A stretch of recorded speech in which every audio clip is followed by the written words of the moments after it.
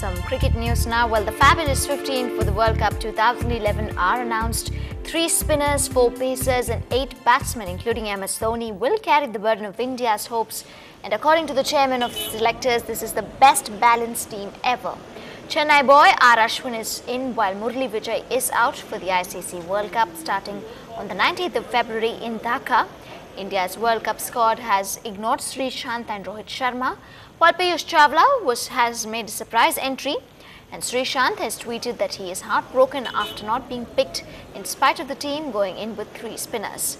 Skipper MS Dhoni and coach Gary Kirsten joined the selection meeting via video conferencing since they are in South Africa for the ongoing ODI series.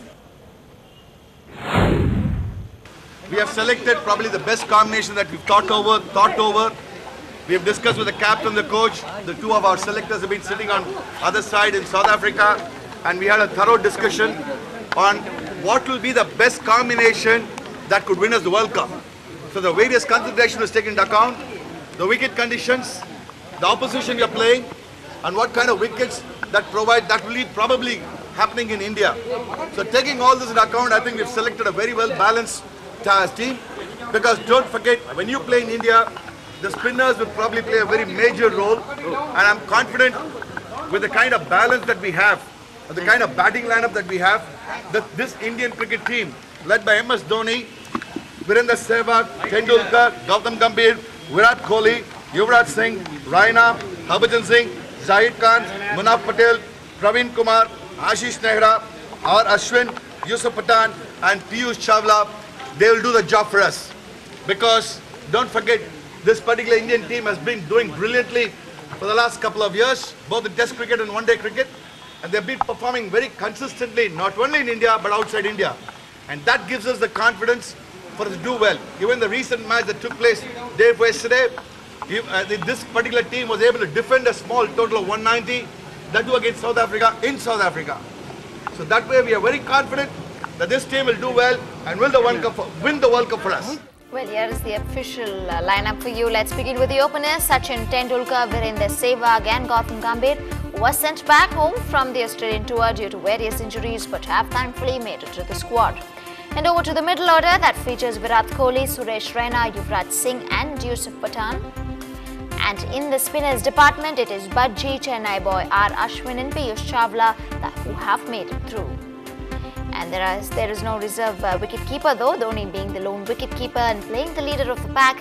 Captain Cool will have a lot of pressure and hopes by the nation to sustain them on his shoulders. And lastly, the fast bowlers figuring out Zahir Khan, Praveen Kumar, Ashish Nehra and speedster Munaf Patel.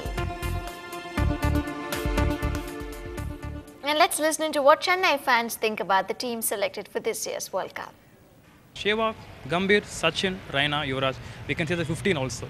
But as far as Dhoni's captaincy, we're winning a lot of matches. So I hope so this team will definitely make a change after 28 years. So the host nation will definitely win this match. I really thank and wish the Indian team the best.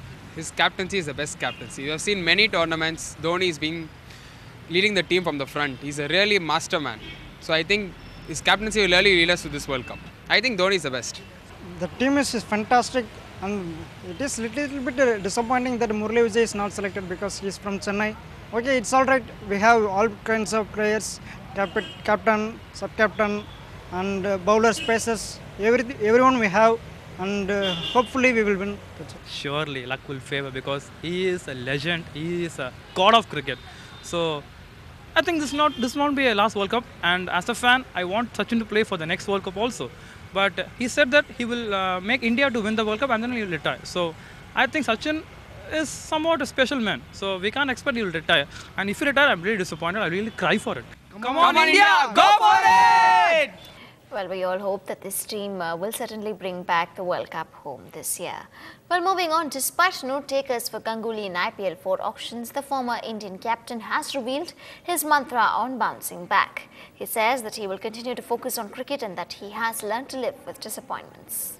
তখন ইন্ডিয়ার আবার খেলার ইচ্ছে ছিল, তারপর different স্টেজে যে obstacles এসেছে, কোনোটা পেরিয়েছি কোনোটা পেরোতে পারিনি, সব খেলার ইচ্ছে থেকে। যদি আমি মনে করি যদি মানে এম বা গোলটা ঠিক জায়গায় থাকে খেলা, কারণ ওটাই তুমি কন্ট্রোল করতে পারবে, বাকি পারবে না। কে তোমায় নিল, কে তোমায় নিল না, কে পলিটিক্স করলো, কে করলো না, কার পছন্দ কার অপছন্দ, তোমার কোনো কন্ট্রোলই নেই।